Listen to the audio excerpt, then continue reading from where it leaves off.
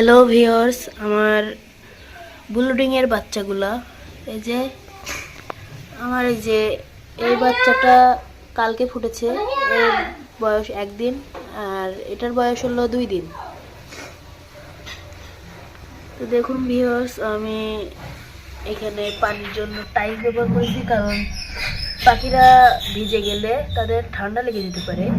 এই কারণে আমি টাইলসটি ব্যবহার করলাম, যেন তাদের শরীরটা না ভিজে। আর আমি এখানে যে খাবারটা ব্যবহার করেছি সেটা হলো স্টার্টার ফিড। ভালো মানের স্টার্টার ফিডটা আপনারা দিবেন। যে কোনো একটা স্টার্টার ভালো রকম একটা স্টার্টার ফিড দিতে পারেন। আর আমি এখানে এই বাল্বটা ইউজ করলাম। আর আমি তাপমাত্রা নিয়ন্ত্রণের জন্য এই রেগুলেটরটা ব্যবহার করেছি। ফ্যানের রেগুলেটর যেগুলো আছে এটা ব্যবহার করেছি।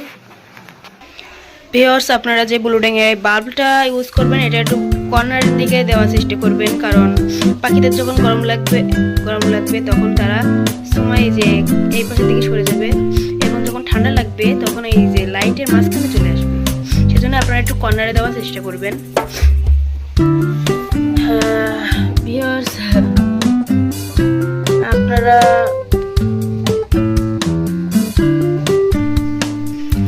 ভিউয়ার্স, আপনারা এই কোয়েল পাখির বাচ্চার ব্লুডিং করার জন্য যে ব্লুডিং বক্সটা এখানে একটু পরিষ্কার পরিচ্ছন্ন রাখবেন, নাহলে বিভিন্ন অসুখ বিসুখ হতে পারে।